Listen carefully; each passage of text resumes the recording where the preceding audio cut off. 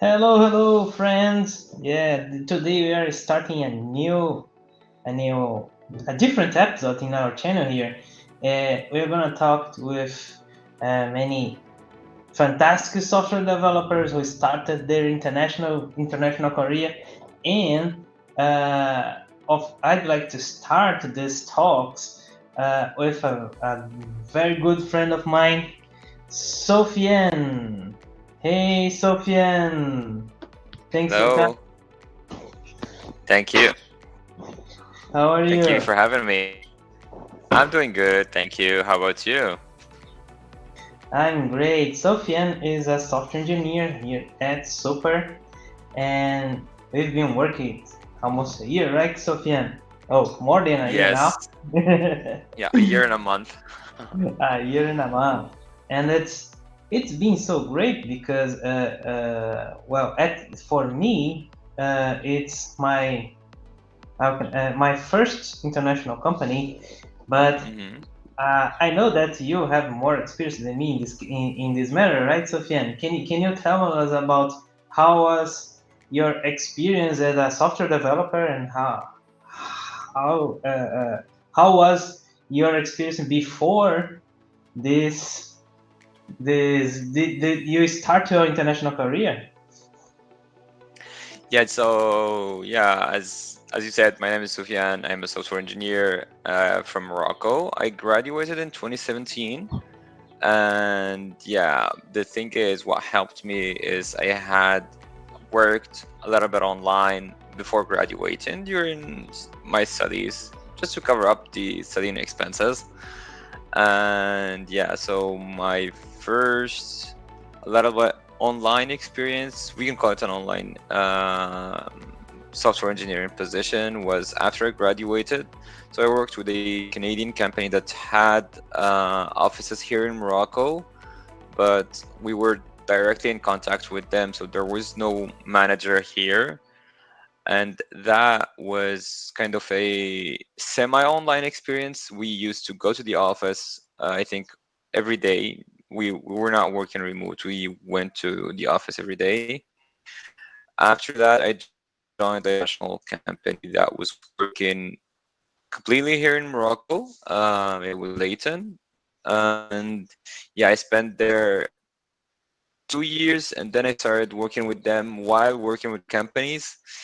And that was when I started working online. I've worked with a company in Germany.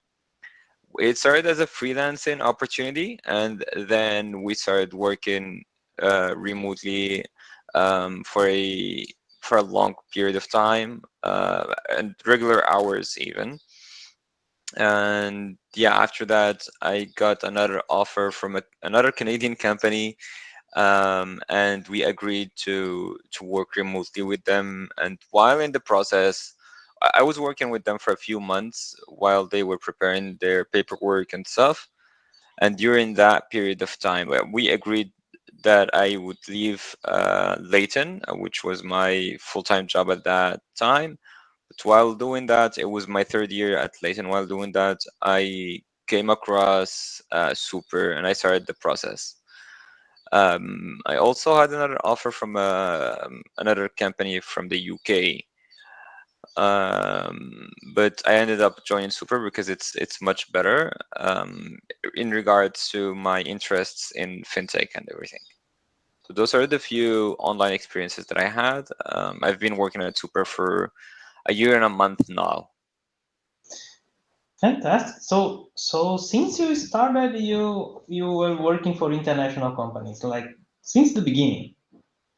Yeah, Oh, international companies, but not fully remotely. Leighton is where I spent most of my time, and it was an on-site job. They have big offices here in Morocco, so it's an international company, but not a remote company. all right. But here we call it multinational company. So you have it's not a national company, but it's a company that works worldwide, right? That's Yeah, they had yeah. offices in 12 countries.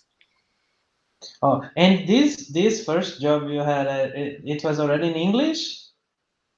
At Leighton, or because the one before was with a Canadian company, but it was in French, and they had like offices here in Morocco. It was a small Mm. startup. It was in French, and also Leighton. It's normally like I was working with some Canadians at Leighton, but the main language the company uses is uh, French. It's Oh, basically the second language here in Morocco. oh, fantastic. So it was like so it was almost your native language, not exactly the first one, but the second one. How Yeah, many it's languages the first do you speak? foreign language. The first foreign. Well, how many languages do I speak? So I speak Arabic. It's our native tongue. The first foreign language that we learn at school is French, and I Hmm. speak English, and I'm trying to learn a little bit of Spanish. Wow, that's amazing. And that is Thank you. so the language was not exactly the problem, right? So for you, so oh, It wasn't a problem. It was more of an opportunity. I learned English while at school because, as I said, I was working online during studies, and that because I had to practice it and to use it all the time, that was an advantage for me because when applying for a job, I would compete with people who never had to use English on a regular basis. So mhm. I prefer to see English as an opportunity to stand out rather than a challenge. For sure. Yeah, but I was asking about the languages you learned during your childhood, for example. So the first company you entered, you were in your native language. At the second one, but this French is like your second language, so you learn it from your childhood, right? At school, yes, we don't speak it. You wouldn't go to the streets and find people talking French, Ah, no, but sure. you'd learn it at school. I think the first foreign language in Brazil is English. It's English, yeah, or Yeah, Spanish. Yeah. yeah. In Morocco, it's the equivalent is French. Here in Brazil, we say it's second language, but it's not exactly. We most of the people don't speak it or even read it. You know, like oh, you have a school, but um, I can say that a really small fraction of the population can at least read it. So Hmm. if you In want Morocco, to learn, you need to do it by yourself. they don't teach it at school. They teach, but Not much. not much. Yeah, in There, Morocco, there's we have a lot of investments from France because they were our past colonizer and a lot of economic ties with them. That's Mhm. why I think at least 10 or 20% of the population speaks French fluently. Oh, yeah, And you this is. need to learn French in order to succeed at school. Got it. So, do you have like tests in French or something like that? Yeah, yeah, yeah. We have like it's a school subject, It's cool. and yeah, it's important. All right. So, so what was your biggest challenge to to get this kind of jobs, like international ones using English? What was your biggest challenge? So I would say the biggest challenge for me was that I didn't knew I knew I wanted to work with a remote company, but I didn't knew where to find them. When I would check on LinkedIn, I would find that, for example, in the US, most of the offers I see, even when they're remote, they require being in the US, and they don't help with the visa or anything. And I don't want to. I never wanted to move to another country, but I wanted to work remotely here from Morocco. So the absence of a clear process and a clear place where you would find all remote jobs was the challenge for me. All right. So, and how did you find out this path? So, it's. So I tried to enhance my online presence. So I have a profile on Upwork, and that's basically where I got my connection with the German company. And yeah, I updated my LinkedIn profile, and I think that's a necessary, a must do for everyone. And I Mm-hmm. started, I was placing alerts on jobs, remote jobs in LinkedIn, and that's a very, yeah, I was open to jobs. And I think this, when you do this, LinkedIn shows your profile more to the people you're targeting. So even though I had alerts, I had sometimes people contacting me directly, even though I was not applying for jobs. Mm-hmm. And yeah, so, and I also was in touch with the companies that are hiring for positions where there's a company in Morocco that is giving services to a company abroad. So Mm-hmm. when you get in touch with them, then you'll work directly with the foreign company, and that was good for me. So that's where I got the UK offer. And Super, for example, the first other company that I worked with that was remote only, and also the other company in Canada that was contacting me. I got all these three from LinkedIn, Mm-hmm. basically. And I also try to improve my English and English accent, Mm-hmm. so that because I understand that those people, they're human beings, they would be impacted when communication is not good. Mm-hmm. So I've tried to be as good as I can in English in order to nail the opportunities I get, and in order to leave a special mark when talking to the interviewer. And I think Mm-hmm. that that helps a lot. Ah, understood. So, improving your English. And did you have many interviews before the ones you actually get it, or it was like or did you have any references or something?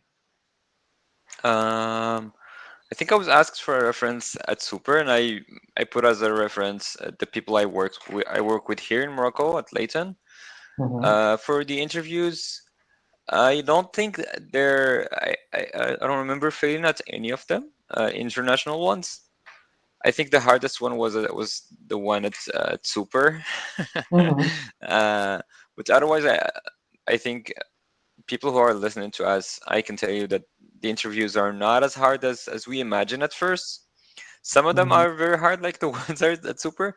But yeah, you're competing with normal human beings. If you can leave a mark, either be it with your English or your special curriculum or something, Uh-huh. just put in something that would stand out. Because, for example, if I am applying for a company here in Morocco, I am applying, and a bunch of other software engineers in Morocco are applying. If I'm applying for at Super, for example, the Mm-hmm. world is applying. So something that would stand out is really necessary in this situation. You're competing with thousands of people, or even hundreds of thousands, who Mm-hmm. who would really want to be there. So a little bit of effort can make you stand out. So for me, if I have to list the things that I would recommend, improve online presence by joining freelancing opportunities, freelancing websites, and social networks, personal social networks, and everything. Second would Mm-hmm. be to improve your English. I can't emphasize enough on this point. I notice that it always leaves a mark on the interviewer, Mm-hmm. and try to send out having something that is different than most of the other people who are gonna apply. Sure. Do you think your technical how your technical knowledge or your technical experience have any part on this on this process? We're talking about English, we're talking about online presence, but and Hey, how the technical part plays a role on that? I would highly recommend that before starting to apply for online positions, improve your technical skills. If you start with looking for jobs online before working on your skills to make them way above average, you'd be Mhm, just wasting your time. It's just a waste of mhm, time to try to compete for very high positions where whereas your skills are not even enough to get you a good position where in your local country with the people you're facing and who can trust you more than somebody on the other side of the planet, mhm, and you'd be just like deceived because you'd fail on multiple interviews. So yeah, first step is like I listed those as the ones that would be different from getting a job on your local market.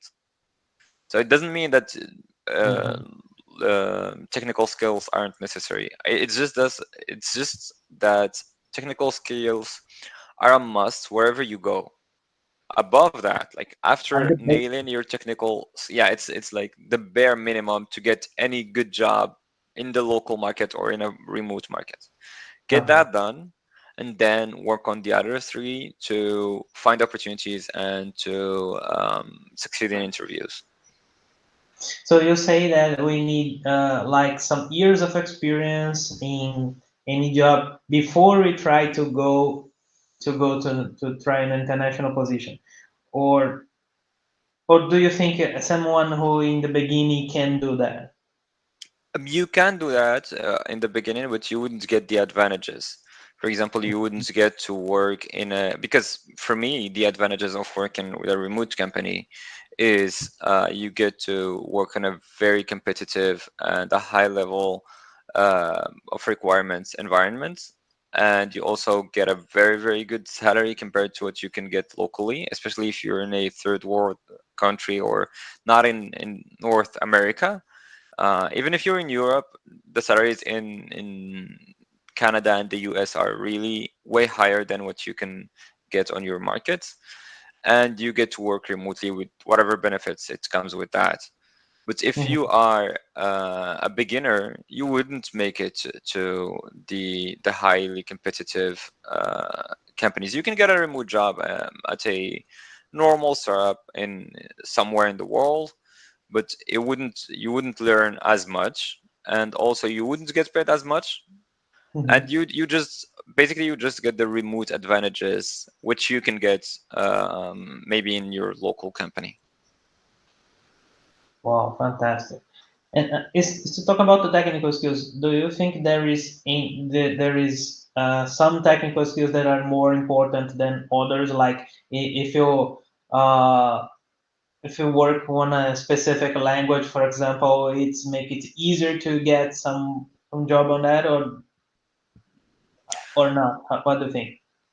I'm not What do you sure. I would think? say it doesn't matter that much. If you're very good, for example, in a front end language like Angular or React or Vue or whatever framework you're good at, you can get jobs. If you are good at Java, for example, a traditional programming language, or Python, you would be able to get a job. I think the key is to be very good at what you're doing, not Mhm, to be doing specifically something.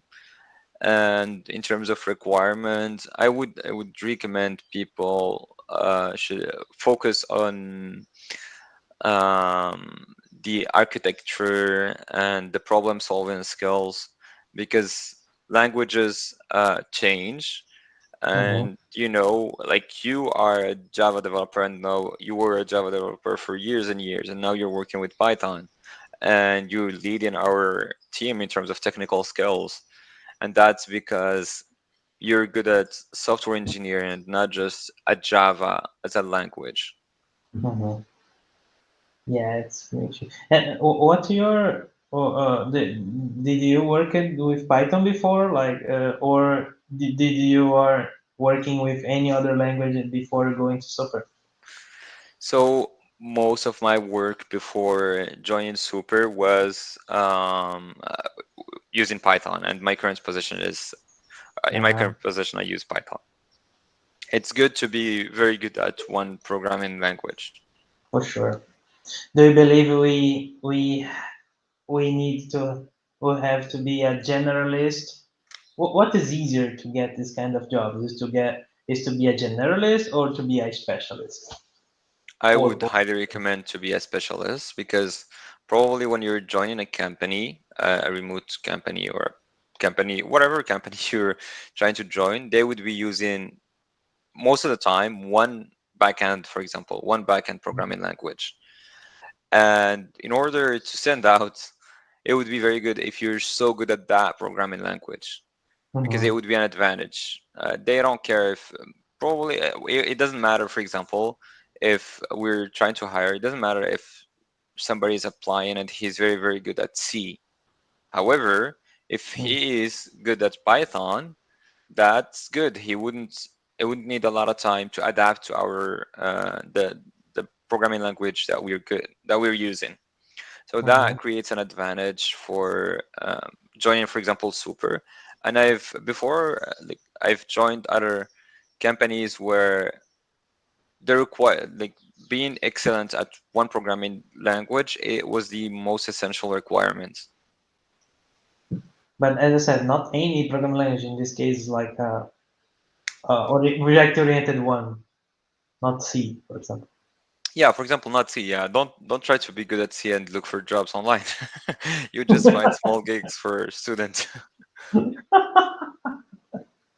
Yeah. Yeah, it's not easy, I can say. Yeah, but fantastic. So, and did you how did you handle the bureaucracy? Like you are not contact you are not a contractor now, and Yeah, I'm full time. how did you get this work to work for a completely remote international company and not being a contractor?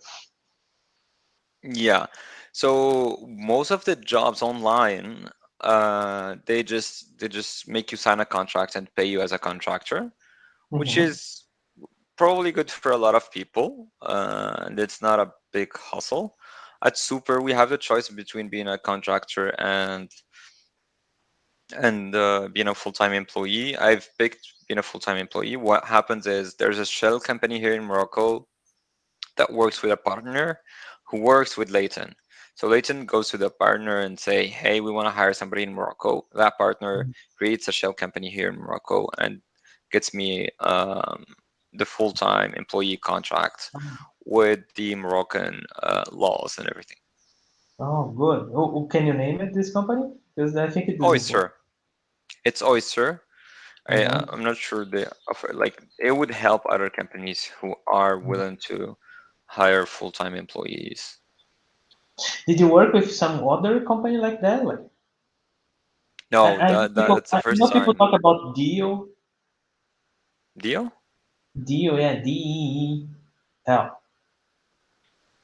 Dio. But No, I have I just heard about it. I didn't never worked with that. never worked with them. I've only worked as a contractor for all the other jobs I have. All right. So, what is easier? Easier in terms of like being a contractor or full-time employee. Yeah.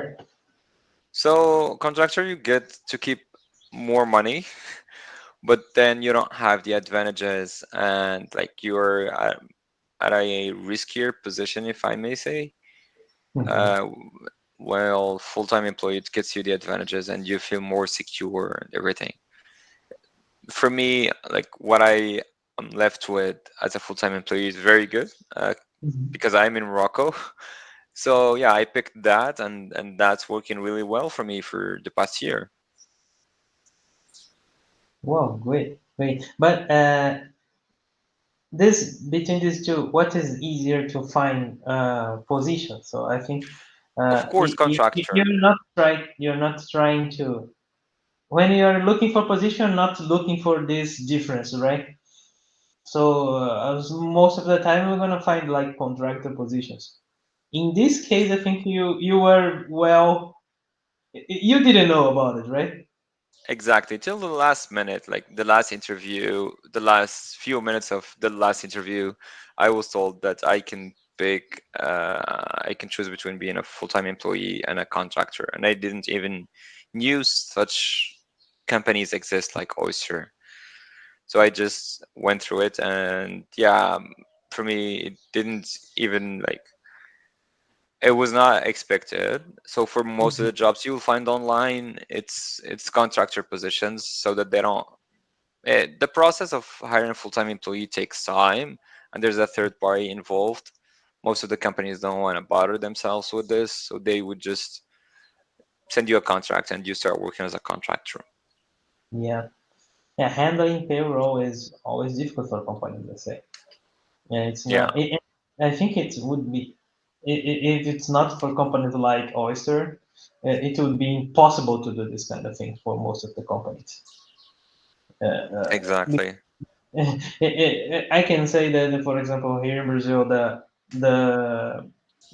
the laws and all the regulations you need to follow to contract people is is really complicated, and a company that is abroad can they will not know everything they need to do to contract full time employees here. So companies like yours are the more are have a great importance on that, I can say. So fantastic. So uh, can you give like uh, um, some tips to people who want to follow this kind of path and what they need to do to start their journeys right now? Like I want to be like Sofiane. How can you do that? Yeah, so it's like a straightforward path would be to start with your technical skills because they would help you everywhere you go. They would help you get a job in a local company with a very good salary. Yeah, and there was the case for me too here before joining Super. I had some really good offers. Mhm, Then, like when you get a full grasp of what you're doing, one thing that would help you get a full grasp on what you're doing is you have to identify the things you're not good at, list them, and then work on them. Make sure you're very good at each one of the things you're gonna list, mhm, and yeah, work on your English. It helps also locally and also on remote jobs. Then I would recommend you start having a presence online and enlarging your network by also working on freelancing positions online through Upwork and all the other equivalent platforms. There's Fiverr, I think, and there's freelance.com. There's a few platforms that you can use, and those mhm, platforms would get you in touch with people who can end up hiring you, mhm, and yeah, improve your LinkedIn profile and everything. Try to make sure the fourth thing I would say is try to make sure your profile stands out, be it through being very proficient at a programming language, or also like making a great impression when talking in English. There's a lot of videos online that would teach you the basics of English. Other videos would teach you how to sound like an American or to not sound like a foreign. Like for me, I had the most blatant Arab accent, and mhm, even though it's like I can say here with you and we can both say, hey, accent doesn't matter, and we can believe it wholeheartedly, but practically it does impact us unconsciously. So I would pull that to my advantage rather than mhm, just denying its impact. There are mhm, videos online to teach you everything, the technical skills, the grammar, and also the accents. Go through mhm, that. You can keep going through that while looking at for jobs, but never stop learning. That would be my last advice. So keep learning while you're looking for jobs while you're working at your current company, while you're already in a foreign company and you want to join another one, a better one to say, just keep learning. This would help you a lot throughout your career. Just keep a mindset, a growth mindset. And I remember that there was a point when I was during the interview at Super, and I felt like I was losing it, and I really believed that that would be just the last interview, the one with our current manager. So he asked me, "What is your question?" I said, and I meant it. What are the things I need to work on? And in my mind, those were the things that I would work on in order to reapply because I thought I lost the job. And yeah, he listed a few things, and I listed them in the comments. In the comments while I was being interviewed, my intention was to work with them on them after. Turns out Chow decided to my manager decided to hire me because he saw that I wanted to learn, and that left a good impression on him, and that's how I got hired. So keep a growth mindset; it would help you a lot. Wow, very good advice. Keeping a growing mind, growing career, right? I can say you always need to think about your career. Always need to think of where do you wanna get, what do you wanna in your career, and where you're gonna go. You wanted to go. Hmm. So I think this is a very good advice for everyone. Wow, fantastic, Sofiane. I think this all the, if we follow this kind of advices, we're gonna have a very good career. And even if you're not looking for international or whatever, or if you're not software developers, right? If you were Yeah, if you were in another path of our careers, it's all this all these advices are fantastic to follow and keep growing on our careers of choice. Thank you very much, man. thank you so much. Of course, you are always welcome here. I think if when we start uh, other topics here, of course, can I call you to come Of here to course. talk to our audience?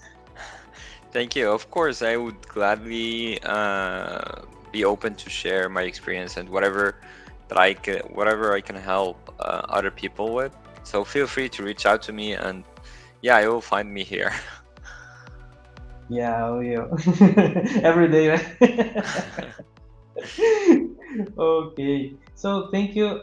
Well, thank you for you as well that seeing this video. I think you have lots of things to learn now, and there's a bunch of stuff we need to do, but it's possible, guys. It's possible to get our international job. We have a example here from Morocco.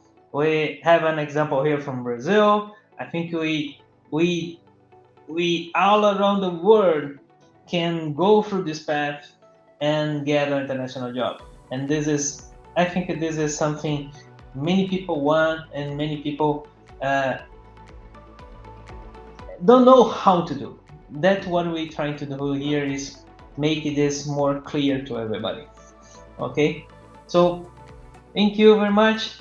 See you in the next video. Thank you. See ya. Bye.